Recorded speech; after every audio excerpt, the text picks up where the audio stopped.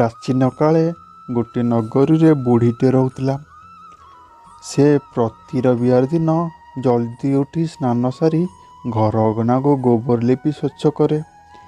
ତାପରେ ସୂର୍ଯ୍ୟ ଭଗବାନଙ୍କୁ ପୂଜା କରି ଭୋଗ ଲଗାଇବା ପରେ ନିଜେ ଖାଏ। ଭଗବାନ ସୂର୍ଯ୍ୟଦେବଙ୍କ କୃପାରୁ ତାକୁ କିଛି କଷ୍ଟ ନଥିଲା।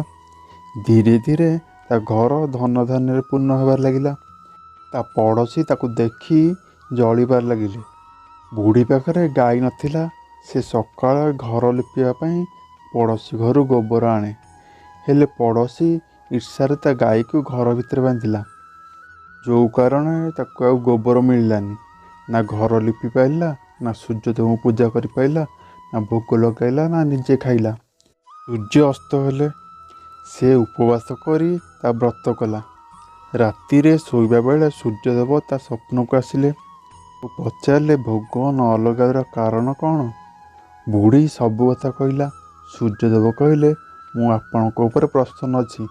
ମୋ ବ୍ରତ କରୁଥିବା ଲୋକମାନେ ଦରିଦ୍ର ଥିଲେ ଧନୀ ହେବେ, ନିଃସନ୍ତାନ ଥିଲେ ସନ୍ତାନବାନ ହେବେ। ଏଥିପାଇଁ ମୁଁ ତୁମକୁ ଗୋଟେ ଗାଈ ଦେବି, ଯିଏ ସବୁ ଇଚ୍ଛା ତୁମର ପୂର୍ଣ୍ଣ କରିବ। ତାପରେ ସୂର୍ଯ୍ୟଦେବ ଅନ୍ତର୍ଧାନ ହେଇଗଲେ।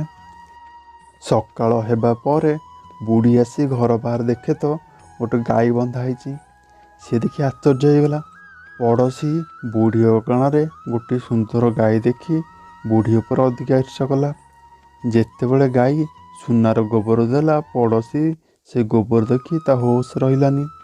ତାପରେ ସେ ବୁଢ଼ୀକି ପାଖେ ନ ଦେଖି ସେ ସୁନା ଗୋବରକୁ ଘରକୁ ନେଇଗଲା। ଆଉ ନିଜ ଗାଈ ଗୋବର ଆଣି ସେଠି ରଖିଥିଲା। ବୁଢ଼ୀ ସୁନାର ଗୋବର ବିଷୟରେ କିଛି ଜାଣିନଥିଲା। ବୁଢ଼ୀ ପୂର୍ବ ପରି ସୂର୍ଯ୍ୟଦେବଙ୍କ ପୂଜା କରିବାରେ ଲାଗିଲା। ଗୋଟିଏ ଦିନ ବହୁତ ଜୋରରେ ପବନ ହେଲା। ବୁଢ଼ୀ ତା ଗାଈକି ଘର ଭିତରୁ ନେଇ ଆସିଲା। ସକାଳୁ ଉଠି ବୁଢ଼ୀ ଗାଈର ଗୋବର ଦେଖି ବହୁତ ଆଶ୍ଚର୍ଯ୍ୟ ହେଲା। ସେଇଦିନ ଠାରୁ ଗାଈକୁ ଘର ଭିତରେ ବାନ୍ଧିଲା। ସୁନାର ଗୋବରରେ ବୁଢ଼ୀ କିଛି ଦିନରେ ଧନୀ ହେଇଗଲା। ପଡ଼ୋଶୀକୁ ଯେତେବେଳେ ସୁନାର ଗୋବର ମିଳିଲାନି, ସେ ରାଜାଙ୍କ ପାଖକୁ ଯାଇ ସବୁ କଥା କହିଥିଲା। ଆଉ ରାଜା ତାଙ୍କ ସୈନ୍ୟମାନଙ୍କୁ ପଠାଇ ବୁଢ଼ୀର ଗାଈ ଆଣିବା ପାଇଁ ଆଦେଶ ଦେଲେ। ସୈନ୍ୟ ପହଞ୍ଚିବା ସମୟରେ ବୁଢ଼ୀ ସୂର୍ଯ୍ୟଦେବଙ୍କୁ ଭୋଗ ଲଗାଇ ନିଜେ ଭୋଜନ କରିବାକୁ ଯାଉଥିଲା। ସୈନ୍ୟମାନେ ଆସିଲେ ଆଉ ଗାଈକୁ ଖୋଲିକି ନେଇଗଲେ। ବୁଢ଼ୀ ବହୁତ ଅଟକାଇଲା, ହେଲେ କେହି ଶୁଣିଲେନି। ବୁଢ଼ୀ ସେ ରାତି କିଛି ନ ଖାଇ ଶୋଇପଡ଼ିଲା।